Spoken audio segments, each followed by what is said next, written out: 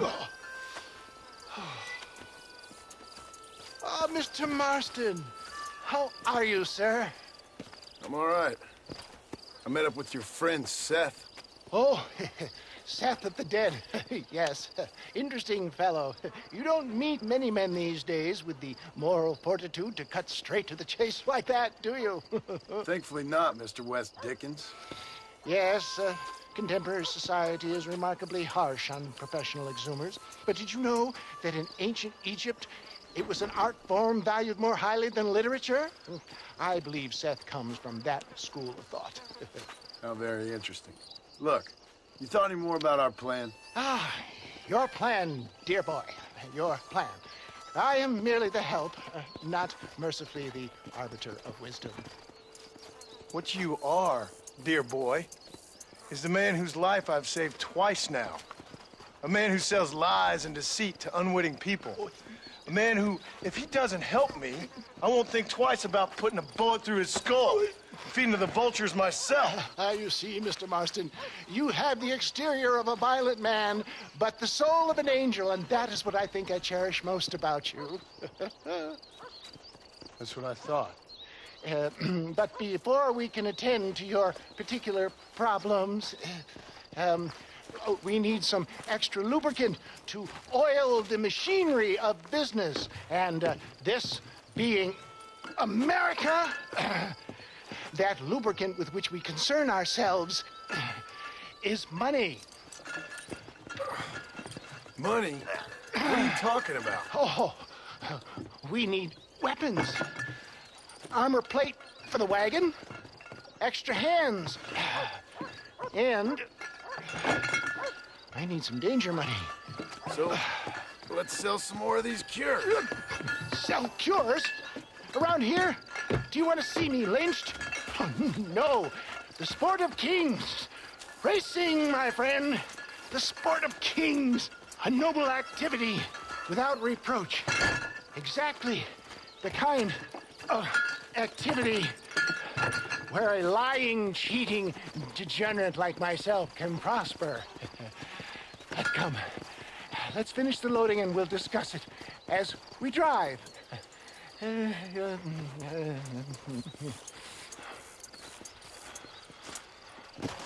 Now, sir, tooth gap, tooth breach.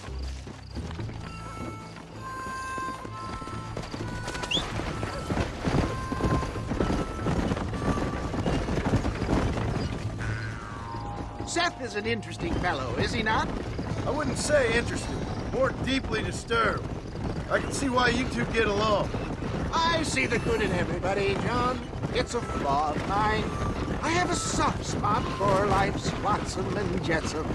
The connection with him more like, you and Seth have a lot in common. You both rob people for one. Mind you, at least he waits until they're dead. Ah, my dear boy, nobody is more critical of drinkers than a drunk who's mended his ways. What are you talking about? Come on now, John. I've heard about you. You spent your life robbing people. It's a little inappropriate to be taking the moral high ground now. I had the courtesy to put a gun in their face. Whatever helps you sleep easily at night. We stole from those who had too much. We tried to give to those who had too little. And Robin Hood with spurs. Oh, romantic. You expect me to believe that poppycock? Maybe I'll have the good fortune to be able to leave my nefarious life behind one day and work on the government's dime. Don't talk about things you don't understand. Dear, oh dear, simmer down, my boy. You need to start appreciating your friends more. Folks around here don't see you as any different from Bill Williamson. I didn't think I'd have to huckster snake oil and dig up the dead, that's all. Take it from me, John. Collaboration is the key to success. I can help you. Seth can help you. It's business. Nothing more, nothing less. There's no need to make it quite so personal. Suits me.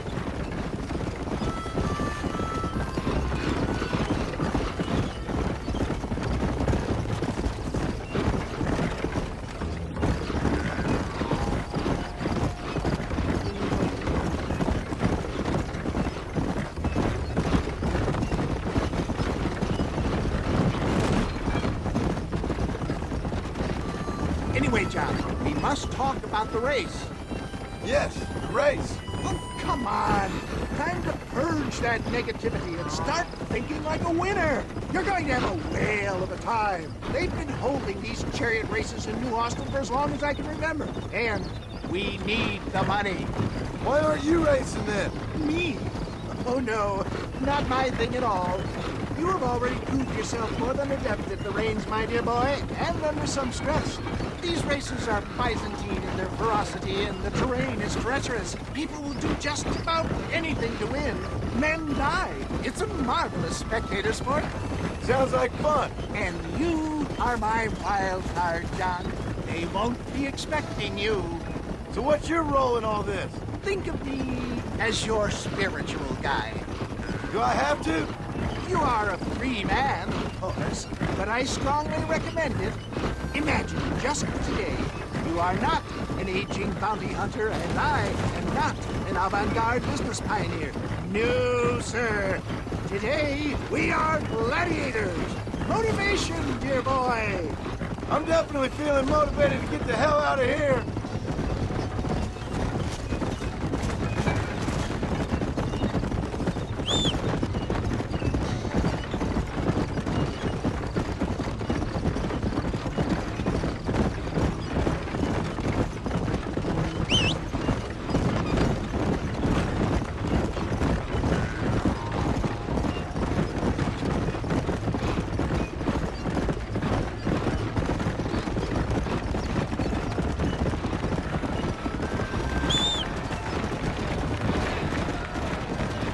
Here we are, John. Gap Tooth Breach.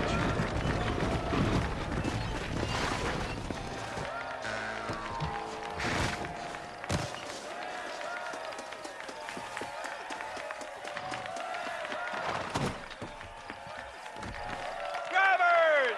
Y'all know the rules, but for you newcomers, this here's a fair race.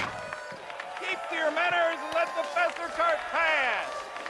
So now that's been said, y'all can get to running each other off the road like always. All right now, counting to 3. Ready, set, go!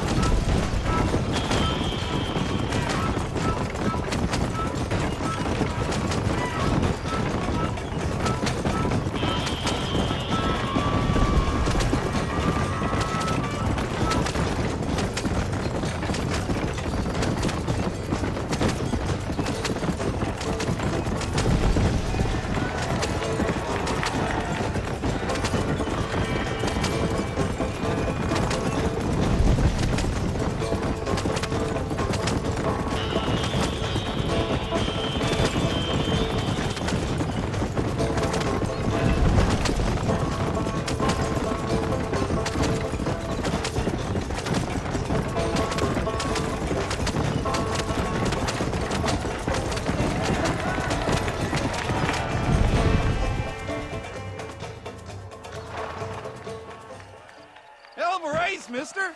I'll take care of this cart for Mr. West Dickens. Come on, John. I suggest we beat a hasty retreat. Right, best remove ourselves from the stage before somebody decides they want their money back. Fine by me. Wasn't that fantastic? The cheers of the crowd, the thunder of the wheels. The fallen rocks, the homicidal maniac. Oh, come on, John. Even a cold-hearted misanthrope like you must have found that just the tiniest bit exhilarating.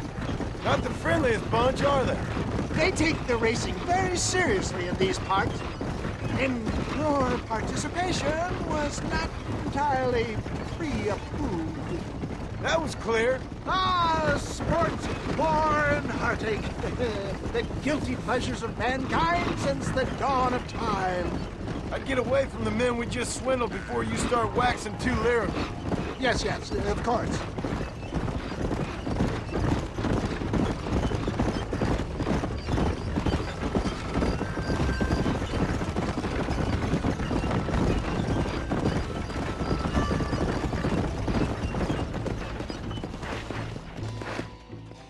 Well done, sir. Well done. Having you as a ringer has netted us a fine profit.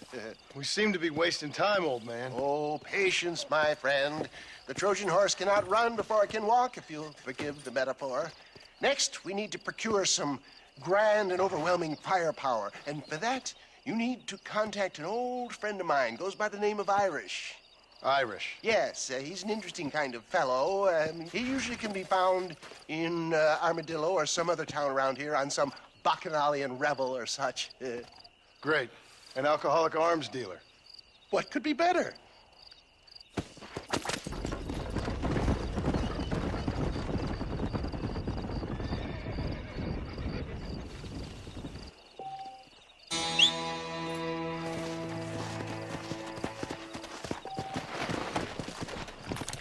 Let's go.